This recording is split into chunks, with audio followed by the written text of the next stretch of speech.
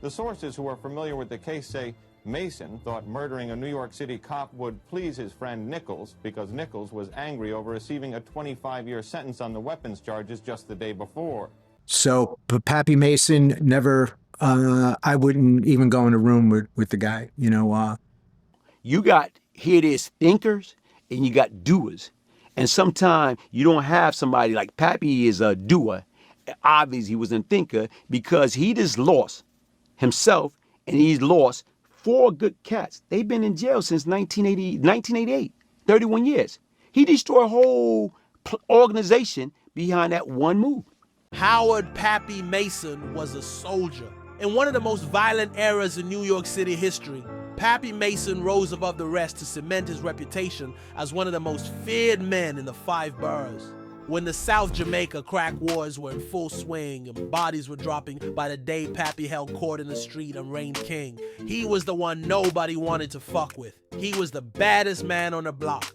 To put it quite simply, Pappy Mason was a legend in his own time. In the mid-'80s, the crack vial spawned violence and bloodshed, paper chasers and four-corner hustlers, drug empires, and kingpin galore. And in the annals of mythical druglore, Pappy Mason has stood tall over time as the man, the myth, and the folk hero that inspired Jay-Z, Nas, and 50 Cent to lionize him and his exploits in verse. They was legends. Myths like urban legends myths, Irv Gotti said of the Southeast Queens hustlers.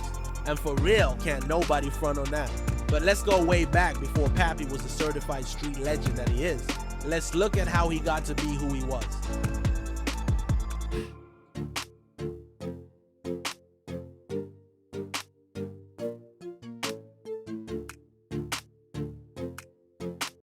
It's said he was born in Alabama and moved to Crown Heights at a young age. At the time, Brooklyn had that thug shit on lock. Of the 5 boroughs, Brooklyn was known for producing the thoroughest, most grimiest dudes. Pappy, who was a natural-born fighter, came up in his thug culture and learned how to be a man on Brooklyn's tough streets. First as a member of the gang, the Jolly Stompers, and later as a stick-up kid. Back in the day, Pappy was not known as a drug player, but he was known as a hothead who took no shorts and who hated the police. At a young age, he was telling the police in his neighborhood to suck my D. He held a big middle finger up to authority. It was just how he was cut. Pappy had a problem with authority from the jump, and his preferred way of handling that problem was with his fists. His violent ways and fights with police landed him in juvenile detention facilities like Warwick and Spofford. He did a 5-year sentence for attempted murder as a teenager and couldn't stay out of trouble. During one of his many stays at Spofford Youth House, Pappy met another young kid who was good with his fists and hailed from the 7 Crowns gang, Lorenzo Fat Cat Nichols. The 2 young toughs hit it off, bonded over their ability to knock motherfuckers out. They both had the I am my brother's keeper mentality and saw the ideals they valued in themselves in each other. Spofford was an institution for bad and troubled teens. Only the worst of the worst were sent there. Kids came in bad, but after years in that madhouse, authorities called juvenile detention, they came out worse. Pappy turned his hatred for police into a hatred for COs and clashed with the staff repeatedly. Pappy's the only person I know back then who had 7 years and did every day of it, Fat Cat said. He left not owing a day, and when Pappy left in 1983, he had already spent a quarter of his 23 years in prison. I wanted everyone to know that when as a young kid, I was a monster as a young kid, and I was always in institution since I was 11 years old. And when I was 12 years old, I had the opportunity to meet my friend Blue Boy. Where did you meet? In Spofford Institution. Oh, you met at It was in Spofford in the Bronx. By the time he hit the bricks in '83, his man Fat Cat was well established as a drug dealer on 150th Street in Southeast Queens. Pappy went to the block looking for Cat, and Cat hired him on the spot for $1,000 a week as security. Pap's got a good heart, Fat Cat said. If he's your friend, he's your friend. But if he's your enemy, that's something altogether different. Pappy was the dude crazy dudes would think twice about trying. With his no-nonsense attitude, he was vicious. And don't get it fucked up, Pappy was fiercely loyal to Cat. Pappy emerged as Cat's man on the streets. Cat wanted Pap on his team because he knew Pap had that mad heart, and Pappy did his job with a vengeance. He pistol whipped a prostitute who stole from Cat in broad daylight on the block. He shot a rival dealer who tried to encroach on Cat's territory, and he shot a customer dead outside a church because the customer had the nerve to complain about the purity of Cat's product. Pappy's viciousness and image enhanced his already fearsome reputation. He had a strong mystique around him. With his Rastafarian dreadlocks and adopted Jamaican, dudes thought he was from Jamaica. That dude with the dreadlocks, that's Pappy, one informer told the police. He's Fat Cat's enforcer now. He the craziest guy out here. And street tales tell of Pappy sticking hot curling irons up dudes to torture them or get them to talk. The dude was vicious. He definitely did not play, and Pappy's work was rewarded by Fat Cat. He handed Pappy a lucrative drug spot in 40 projects to ply his trade and get money. Pappy took the spot and ran with it. The enforcer for Cat's crew formed his own crew. Pappy's sub-organization was called the Bebos. The Bebos grew dreads too and sold drugs. And along with the dreadlocks, Pappy's crew emulated him in all matters, from his violent ways to his speech patterns. But still, even with his own crew and spot, Pappy was in charge of Cat's security. And when crack hit, it changed Queens dramatically. The violence erupted, and Pappy was at the center of it. When Fat Cat was arrested in 1985, Pappy crept on the arresting officer as he escorted Fat Cat to a police car. Pappy slipped behind the cop and was prepared to shoot the cop to free Cat so they could make a getaway, but Cat shook his head no, so Pappy crept back into the cut, gun still in hand. Pap used to visit Cat in jail at the Queen's House of Detention and even threatened Fat Cat's girl after his arrest. I don't know what you know, Pap told her, but Cat says you better forget it. And when Cat's parole officer was killed for violating Cat's state parole, Pappy was the main suspect. On February 28, 1985, Queens detectives arrested Pappy for the murder on Cat crew member Perry Bellamy's statement. Bellamy told the cops that he lured the P.O. to the ambush spot where Pappy gunned him down. When the cops arrested Pappy, he had a loaded .22 caliber Derringer in his boot that he was trying to get at before the officers arrested him, adding to his charges. Asked to cooperate into the affair and implicate Fat Cat for the murder of the P.O., Pappy told police, "I ain't no Perry Bellamy," referring to the snitch in Fat Cat's camp. Because of his refusal to break the street code, Pappy joined his boss in the Queen's House of Detention. And during Pappy's incarceration, his legend grew. Please remember to like and subscribe. It's free and only takes a second. Thanks.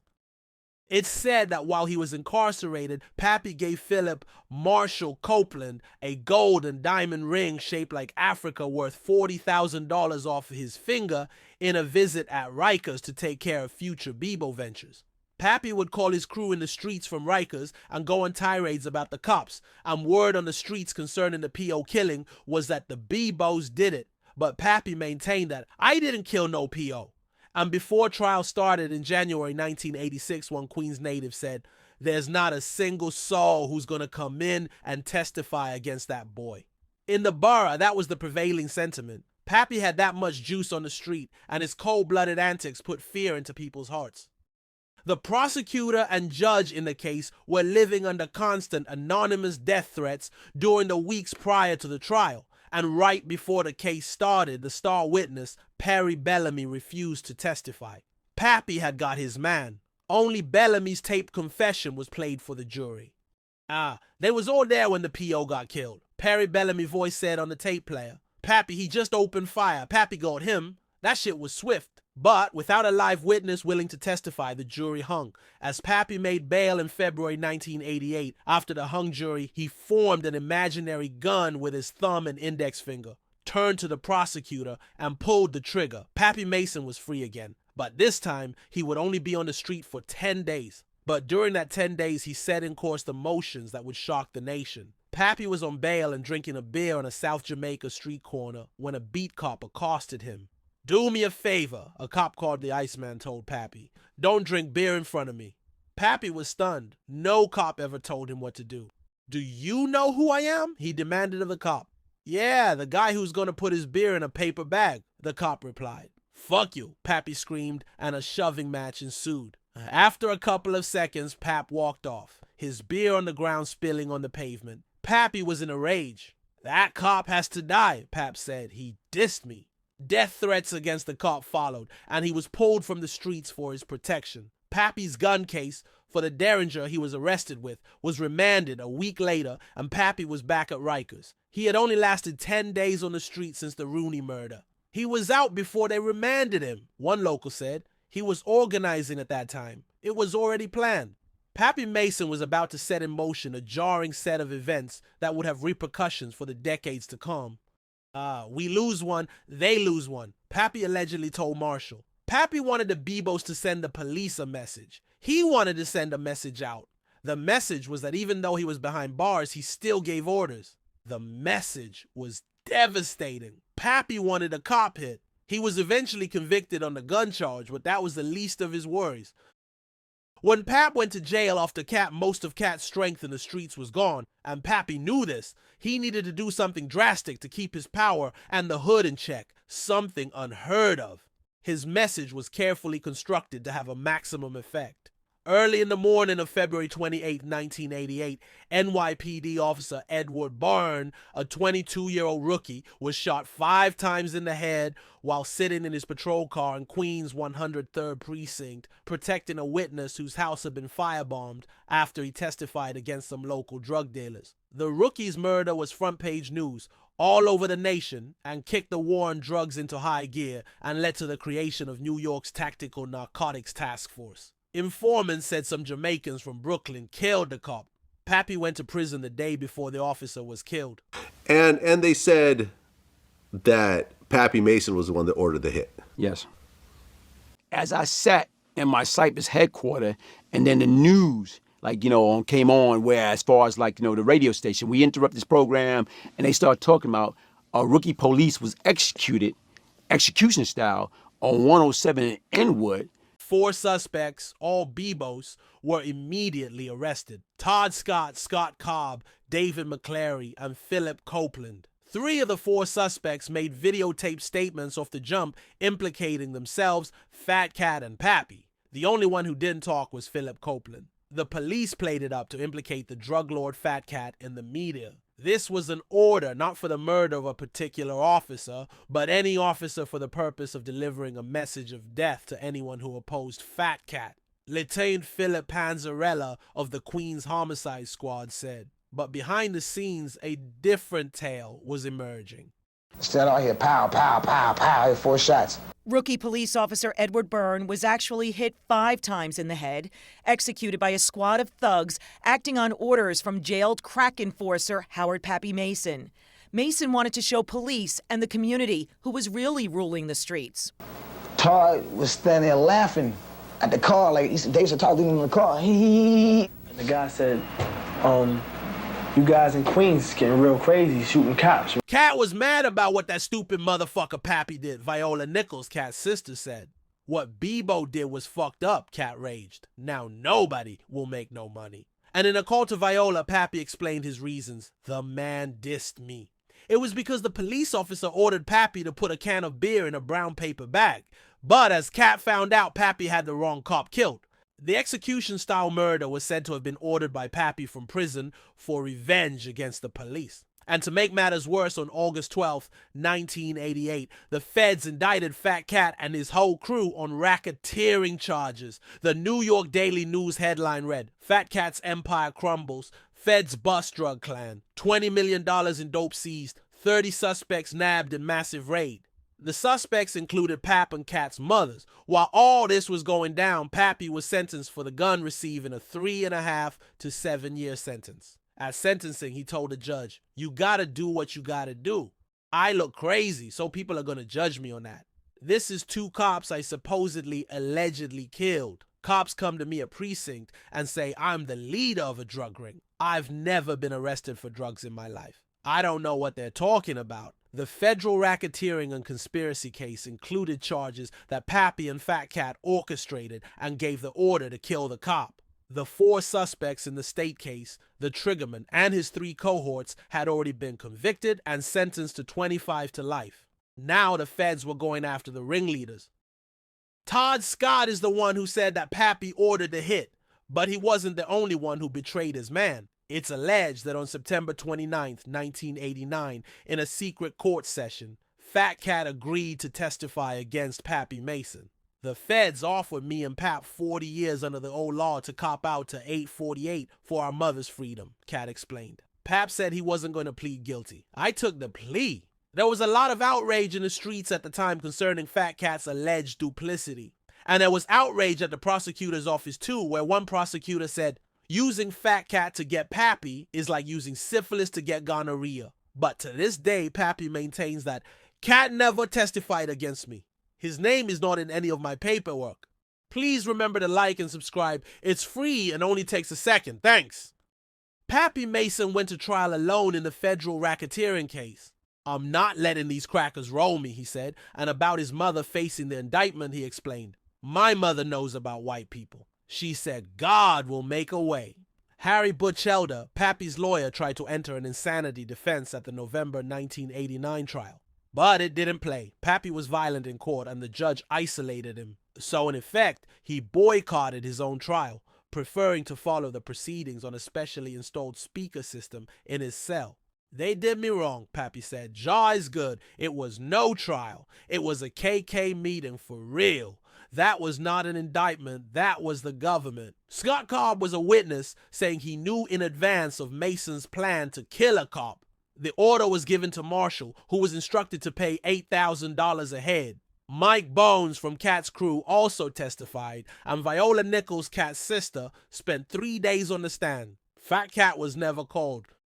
They say that me and Pappy planned this, Philip Marshall Copeland said. But me and him never talked, and I didn't go see him, so I can say that he didn't play no part in it. David McClary, the accused shooter, denied Pappy ever gave him an order, and even Pappy claimed innocence. No, hell no. Why would I kill a cop? Still, Pappy was convicted and sentenced to life imprisonment after the jury deliberated 3 days before finding him guilty. I look at it like this. They used me and my boy to make points during that election year. Marshall said, summing it all up from his point of view. But whatever the truth is, the legend lives on. I'm a man amongst men. I am God's son, Pappy Mason said.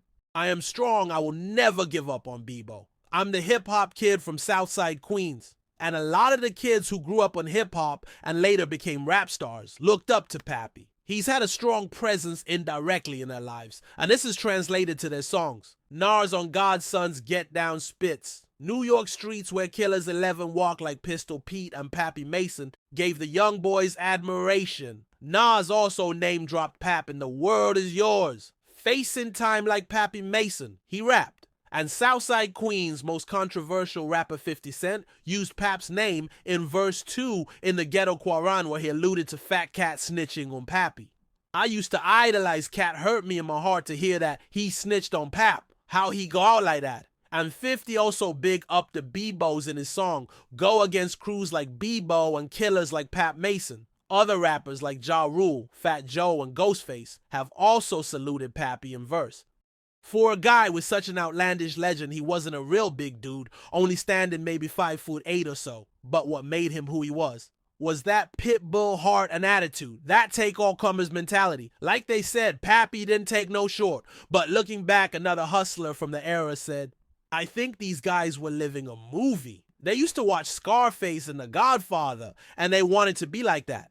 Maybe so, but whatever the reason, Pappy has gone down in infamy as one of the most notorious killers to ever walk the streets of New York.